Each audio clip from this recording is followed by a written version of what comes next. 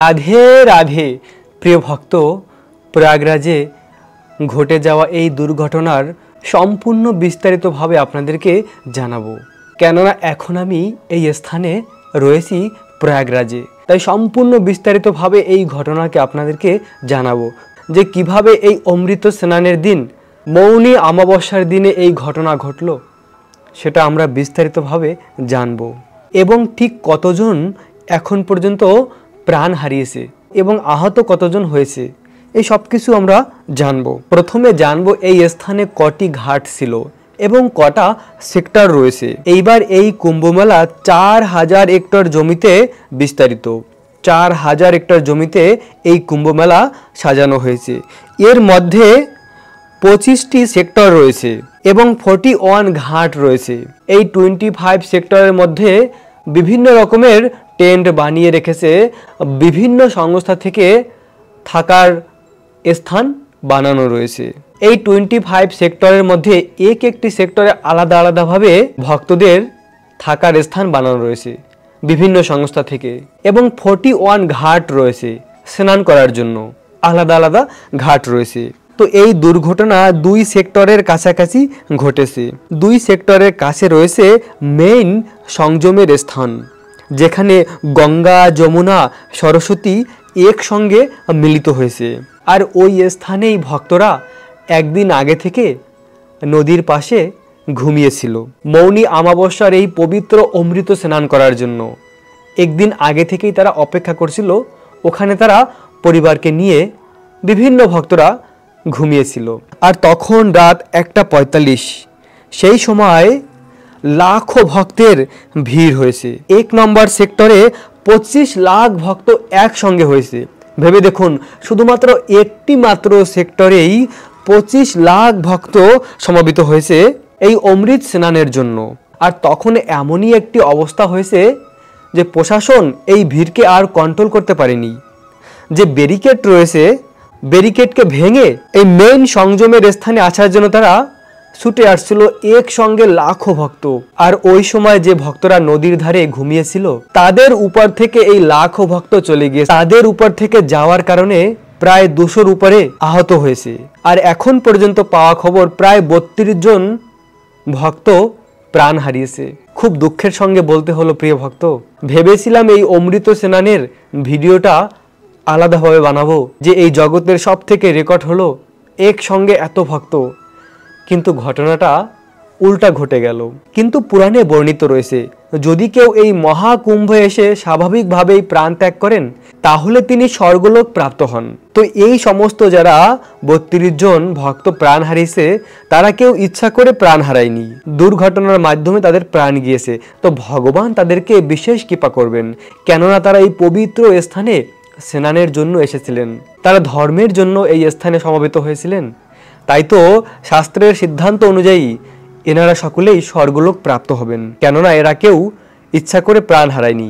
শাস্ত্রে বর্ণিত রয়েছে, যদি কেউ নিজের ইচ্ছায় আত্মহত্যা করে, তাহলে তিনি ভূত হয়ে জন্মগ্রহণ করে। কিন্তু এই ভক্তরা সবাই ধর্মের কার্যের জন্য এই পবিত্র তীর্থে স্নানের জন্য এসেছিলেন, আর তারা ইচ্ছা করে মারা যায়নি। তো সেই জন্য তাদের গতি অবশ্যই ভালো হবে। এটা শাস্ত্র সিদ্ধান্ত, পুরাণের সিদ্ধান্ত, যে এই স্থানে এসে যদি কেউ প্রাণ ত্যাগ করে, তাহলে সে স্বর্গলোক প্রাপ্ত হয়। তো আমরা সকলে যারা প্রাণ হারিয়েছে তাদের জন্য প্রার্থনা করি। আর প্রিয় ভক্ত, আপনারা যারা অলরেডি এই মহাকুম্ভে আসার জন্য প্ল্যান বানিয়েছিলেন, আপনারা অবশ্যই আসতে পারেন, কেননা মেইন যে ভিড় ছিল সেটা এখন সমাপ্ত হয়েছে। এই মহা অমৃত স্নানের জন্যই সব থেকে বেশি ভিড় হয়েছিল, কিন্তু সেই ভিড় এখন আর থাকবে না। আর তাছাড়াও প্রশাসনের পক্ষ থেকে অনেক অনেক বেশি নিরাপত্তার ব্যবস্থা এখন হবে। তাই এরকম দুর্ঘটনা আর ঘটবে না, এটা নিশ্চিত। তাই আপনারা অবশ্যই এই মহাকুম্ভে স্নানের জন্য আসতে পারেন। আর তাছাড়াও যার কপালে যেভাবে ভগবান লিখে রেখেছে সেটা তো হবেই। আপনারা যারা আসবেন ভেবেছেন, অবশ্যই আসতে পারেন। তো রাত 2টার সময় এই ঘটনা ঘটার পরে প্রায় 15 থেকে 20টা অ্যাম্বুলেন্স এখানে এসেছিল, যারা আহত হয়েছে তাদেরকে হাসপাতালে নিয়ে যাওয়ার জন্য। আর এই 32 জন ভক্ত যে প্রাণ হারিয়েছে, এর মধ্যে একজন ভক্ত প্রাণ হারিয়েছে, তারা একসঙ্গে এসেছিলেন 2 জন। তো একজন এই স্থানে প্রাণ ত্যাগ করেছে। তো তার যে স্বজন ছিল, তার নিজের লোক ছিল, তিনি তার হাত ধরে রেখেছে। যখন পর্যন্ত ওই মৃতদেহ তার প্রাপ্ত হয়নি তখন পর্যন্ত তিনি তার স্বজনের হাত ধরে রেখেছে। এটি খুব মর্মান্তিক ছিল, কষ্টজনক একটি ব্যাপার ছিল। তো এই ঘটনা রাত 1:45 থেকে শুরু হয়েছে। 2টার মধ্যে, এই 15 মিনিটের মধ্যেই যা কিছু ঘটনা ঘটেছে, তারপরে ওই স্থানকে প্রশাসন কন্ট্রোলে নিয়ে এসেছে। আর তাছাড়াও এই উত্তরপ্রদেশের মাননীয় মুখ্যমন্ত্রী এই ঘটনা নিয়ে তিনি অত্যন্ত আবেগগ্রস্ত হয়েছিলেন কথা বলার সময়, কেননা তিনি হৃদয় থেকে অনেক কষ্ট পেয়েছেন। আসলে প্রশাসনের পক্ষ থেকে কোনো কম ছিল না, প্রশাসনের পক্ষ থেকে খুব ভালোভাবেই ব্যবস্থা রেখেছিল। কিন্তু ভেবে দেখুন, একটি সেক্টরে যখন 25 লাখ ভক্ত হয় আর তখন তারা যদি প্রশাসনের কথা না শুনে ব্যারিকেডকে ভেঙে প্রবেশ করে সংযমে, তাহলে তো দুর্ঘটনা ঘটবেই। প্রশাসন তো তাদেরকে বারণ করেছে, কিন্তু তারা সেই বারণ না শুনে জোর করে ঢুকেছে। আর এভাবে অনিয়ম করার মাধ্যমেই এই দুর্ঘটনা ঘটেছে। তাই তো সকল ভক্তদের ধৈর্য রাখা উচিত। এভাবে যদি করে তাহলে তো দুর্ঘটনা ঘটবেই। আমি যখন স্নান করেছি তখনও হাজার হাজার মানুষের ভিড় ছিল, কিন্তু অপেক্ষা করেছি যে ভক্তদের যখন হয়ে যাবে তারপরে স্নান করব। এর মানে এই নয় একজনের উপর থেকে চলে যাব, কাউকে কষ্ট দিয়ে আমি স্নান করব। পুণ্যভূমি এই প্রয়াগরাজে এসে আমাদের কিরকম মনোভাব রাখা উচিত। যদি অন্যের হৃদয়ে কষ্ট দিই তাহলে এই পুণ্য প্রয়াগরাজে এসে স্নান করার কি মাহাত্ম্য রইল। তাই প্রিয় ভক্ত, যারা আপনারা এই পবিত্র স্থানে আসবেন অবশ্যই ধৈর্যকে ধারণ করবেন, অন্যের হৃদয়ে যেন কষ্ট না দিই সেটা মনে রাখবেন।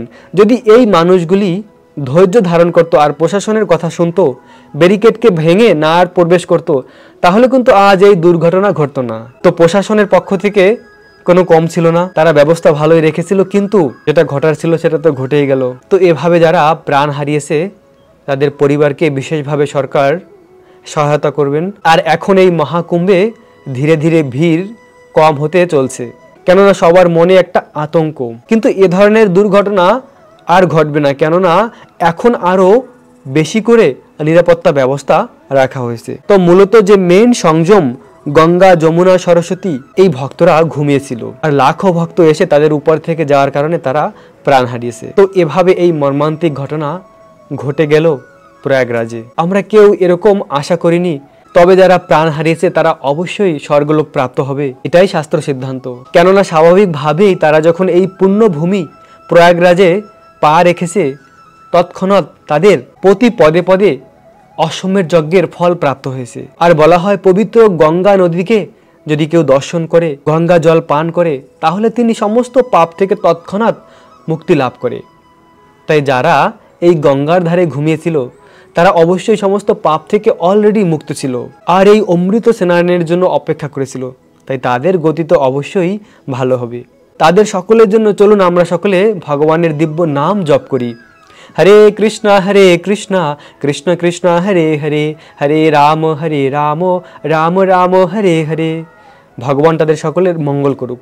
প্রিয় ভক্ত, আপনারা যারা এই মহাকুম্ভে আসার জন্য ভেবেছেন আপনারা অবশ্যই আসতে পারেন মহাকুম্ভে স্নানের জন্য, কেননা এ ধরনের ঘটনা আর ঘটবে না, আর এরকম ভিড়ও আর হওয়ার সম্ভাবনা নেই। তাই মনের ভয়কে দূর করে অবশ্যই এসে এই মহাকুম্ভে স্নান করুন। রাখবেন নিজেদের অনেক যত্ন, থাকবেন কৃষ্ণ ভাবনাময়। রাধে রাধে। জয় জয় প্রয়াগরাজ মহাকুম্ভ কি জয়।